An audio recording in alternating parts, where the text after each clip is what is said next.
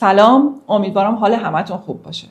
امروز میخوام درباره یه ماده شگفت‌انگیزی که طبیعت به ما هدیه داده و تو آشپزخونه هممون هم هست، هرچند ما ایرانی‌ها ازش خیلی کم استفاده میکنیم، توضیح بدم. از خواص درمانیش برای سلامتی توضیح بدم که مطمئنم وقتی این خواص درمانیش رو بشناسید از همین امروز شروع میکنید به استفاده کردن و اونایی هم که کم استفاده میکردن مقدار مصرفش رو زیاد میکنن. خواص درمانی خیلی زیادی داره. این ماده طبیعی یه نوع ادویه است، هرچند زردچوبه و جینجر و زنجبیل و دارچین نیست، ولی فلفل قرمز تنده که به انگلیسی کاین پپر میگن و قرن هاست که تو کشورهای آسیای شرقی به خصوص چین، هند، ژاپن، کره، اندونزی و تمام این کشورهای آسیای شرقی قرن هاست که در طب سنتیشون، طب طبیعیشون به عنوان یک داروی طبیعی ازش استفاده میکنن و به جای خیلی از داروها این فلفل قرمز تند رو به بیمارانشون پیشنهاد میکنن، پزشکان طب سنتی، که خواصش رو اینجا میگم. و این فلفل قرمز تند برعکس داروهایی که اگر زیاد بخورید خب ضررهای جبران ناپذیری رو به بدن میزنه و نمیشه بیش از حد مصرف کرد، این ادویه رو شما هر چقدر بخواید میتونید بخورید، هرچند نمیشه زیاد خورد چون به خاطر تندی بیش از حدش، ولی زیاد خوردنش هیچ مشکلی برای بدن ایجاد نمیکنه، به هیچ عنوان مشکلی ایجاد نمیکنه. خب ما وقتی تو ایران بودیم از فلفل قرمز تند خیلی کم استفاده میکردیم، بیشتر توی ترشی‌ها استفاده میکردیم برای طعم دادن یا روی پیتزا و یه سری از غذاها، خیلی کم بود. ولی از وقتی که به چین مهاجرت کردیم، خب وقتی با فرهنگ غذاییشون آشنا شدیم و مخصوصا با خواص این فلفل توی طب سنتیشون آشنا شدیم، مصرفش رو تو زندگیمون توی غذاهامون بیشتر کردیم و مخصوصا که غذاهای چینی هم خیلی میپزیم، دیگه عادت کردیم به استفاده از اون.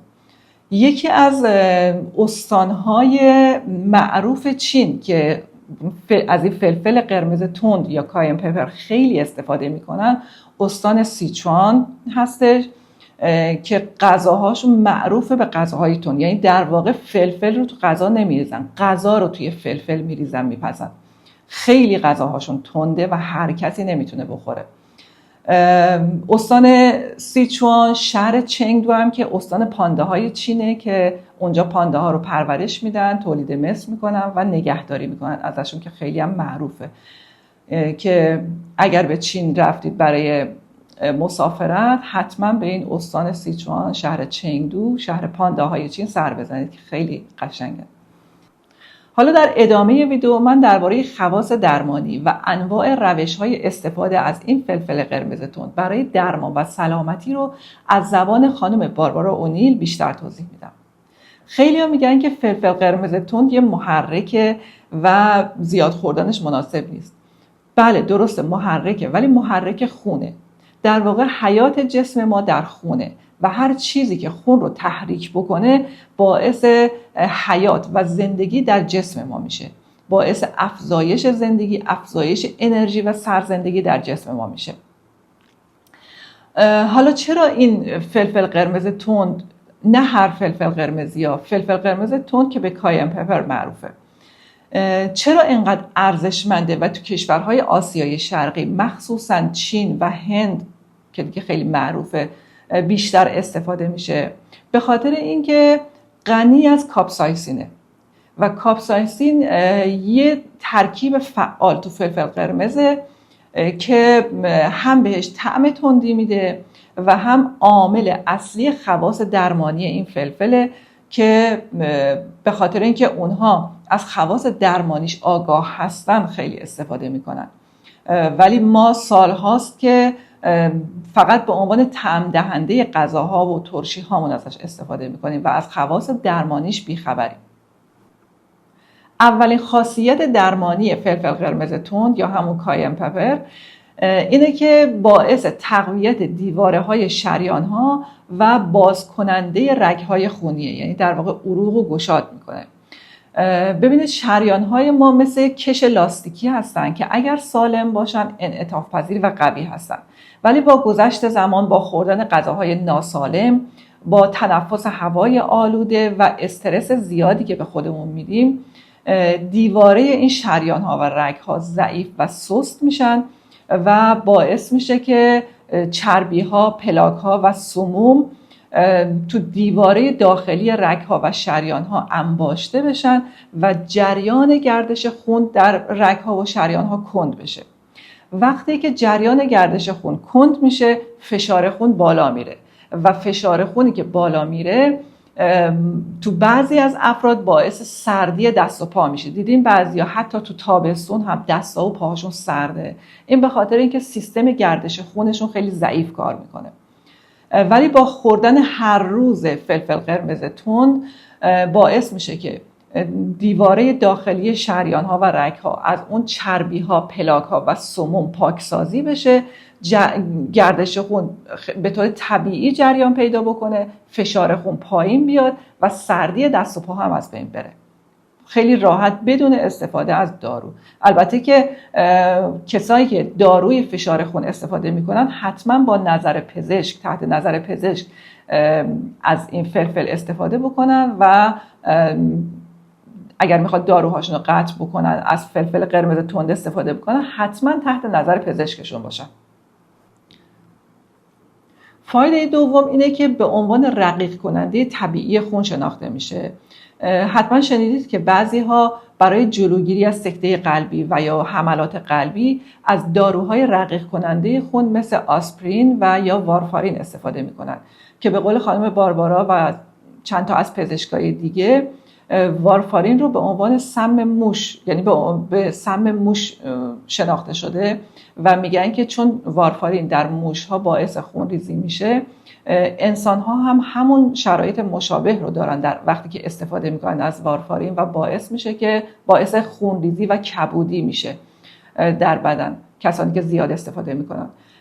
ولی خانم باربارا اونیل و پزشکان دیگه توصیه میکنن که خوردن فلفل قرمز تند همون کار رقیق کننده طبیعی خون رو انجام میده و اون عوارض جانبی خونریزی و کبودی رو هم نداره و خیلی راحت رگ‌ها و شریان‌ها رو از سموم و پلاک‌ها پاک میکنه و جریان طبیعی خون رو برقرار میکنه بدون اینکه هیچ عارضه‌ای ایجاد بکنه. به خاطر اینکه خوردن فلفل قرمز تند هر چقدر زیاد هم خورده بشه هیچ عارضه‌ای نداره، هیچ مشکلی برای بدن ایجاد نمیکنه.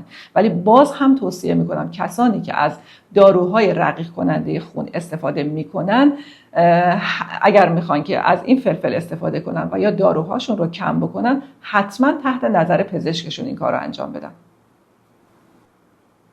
باعث حمایت از سلامت قلب میشه. رگ‌های خونی ما مثل بزرگراه‌هایی هستن که با گذشت زمان زباله‌هایی در کنارهاش، در اطرافش انباشته میشه و باعث کند شدن جریان خون میشه. وقتی که جریان خون کند میشه، فشار زیادی به قلب میاد و باعث میشه که قلب برای پمپاژ کردن خون فشار چند برابری رو تحمل بکنه و سخت کار بکنه و این باعث ضعیف شدن قلب هم میشه که در طولانی مدت باعث سکته قلبی و گرفتگی قلب هم میشه. خانم باربارا اونیل میگن که خودشون رو مثال میزنن، میگن اگر من شریان مسدود شده‌ای داشته باشم، ترجیح میدم که به جای بایپاس کردن رگ‌هام از فلفل قرمز تند استفاده کنم، چون بعضیا وقتی که رگ‌هاشون گرفته میشه تو اینجور مواقع باید برن بایپاس بکنن تا رگ‌ها گشاد بشه. ولی فلفل قرمز تند میتونه سموم، چربی‌ها، پلاک‌ها و چیزهایی که در دیواره‌های داخلی رگ‌ها باعث گرفتگی شریان‌ها و رگ‌ها شده رو از بین ببره به راحتی و باعث گشاد شدن رگ‌ها، جریان پیدا کردن طبیعی خون و تقویت دیواره شریان‌ها بشه و فشار خون رو هم پایین میاره، به سلامت قلب و رگ‌ها کمک زیادی میکنه. باعث میشه که دیگه قلب فشار زیادی رو برای پمپاژ کردن خون تحمل نکنه. سرعت متابولیسم بدن رو افزایش میده، یه ابزار عالی برای مدیریت وزن به خاطر کاپسایسینی که داخلش داره. فرایند طبیعی چربی سوزی رو سرعت میده، افزایش میده و باعث کاهش وزن میشه. به تجزیه غذا کمک خیلی زیادی میکنه، به هضم غذا کمک میکنه، نفخ رو در معده و روده ها کاهش میده، ترشحات داخل معده رو تحریک میکنه و باعث میشه که مواد مغذی بیشتری رو بدن جذب بکنه. ولی کسانی که معده ضعیفی دارن و ممکنه با خوردن فلفل قرمز معدهشون اذیت بشه، درد بگیره، روش‌های دیگه‌ای رو میتونن استفاده کنن بجز خوردن خود فلفل قرمز که روش‌هاشو الان میگم. کسانی که معده ضعیفی دارن و یا طرفدار خوردن غذاهای تند نیستن ولی میخوان از فوایدش بهره ببرن، از خواصش استفاده بکنن، میتونن از کپسول‌هاش استفاده بکنن. توی فروشگاه‌های مواد غذایی ارگانیک، داروخانه‌ها و یا آنلاین کپسول‌هاش هست که همون خواص فلفل قرمز تند رو داره ولی اون طعم تندش رو نداره، طعم تندش رو ازش گرفتن. و حالا نمیدونم تو ایران هست یا نه ولی تو کشورهای دیگه به عنوان کاین پپر شناخته میشه که میتونید بخرید و خانم باربارا اونیل توصیه میکنن کسانی که مشکل قلبی عروقی دارن میتونن روزی 3 بار، هر بار 2 تا از این کپسولا رو استفاده کنن. ولی من توصیه میکنم کسانی که میخوان استفاده بکنن از این حتما تحت نظر پزشکشون استفاده بکنن از خود فلفل قرمز تند و یا از کپسول‌هاش، حتما تحت نظر پزشکشون باشه، مخصوصا کسانی که بیماری قلبی عروقی و یا گرفتگی عروق دارن. روش استفاده بعدی نوشیدن چای فلفل قرمزه. 1/4 قاشق چایخوری از این فلفل رو توی لیوان آب داغ بریزید، کمی بهش عسل و آبلیمو اضافه بکنید. به بدنتون انرژی و گرمای زیادی میده، مخصوصا تو فصلهای سرما، توی هوای سرد، و همینطور به هضم غذاتون هم کمک زیادی میکنه. مورد بعد این که میتونید روی غذاهاتون و سالادهاتون بپاشید بخورید. شاید خوشتون نیاد از طعم تندش ولی فوایدی که به بدنتون میرسونه ارزششو داره. چینی ها هیچ غذایی نیستش که از این فلفل قرمز تند توش استفاده نکنن. گوشت میپزن، نودل میپزن، سوپ میپزن، هر چیزی که میپزن حتما از این فلفل قرمز تند کم و زیاد توش استفاده میکنن. مخصوصا هات پاتاشونه که شما دیدید که هات پاتاشون، ظرفای هات پاتاشون 2 تا قسمت داره که یه قسمت فلفلیه و یه قسمت دیگه طعم قارچ یا طعم گوجه، طعمای مختلف داره، ولی خودشون ترجیح میدن که اون اسلایس های گوشت یا سبزیجات رو توی طعم فلفل دار بزنن بخورن. خیلی هم تنده ولی اونو بیشتر ترجیح میدن، هم عادت کردن هم به خاطر خواص درمانیش. میتونید روی اسموتی ها و آب میوه هاتون بپاشید. برای متابولیسم بدن یه معجزه است. یه سمزدای قویه، باعث سمزدایی بدنتون میشه، یه چربی سوز قویه و باعث کاهش وزن میشه. و همینطور میتونید استفاده موضعی بکنید از این فلفل قرمز تند چون خاصیت ضد التهابی داره و باعث کاهش التهاب و درد در بدن میشه.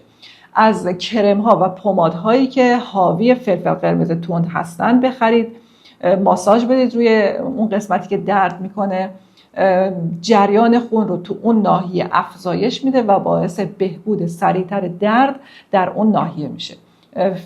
پمادها و کرم هایی که حاوی فلفل قرمز تند هستن توی داروخانه ها فروخته میشه و میتونید بخرید.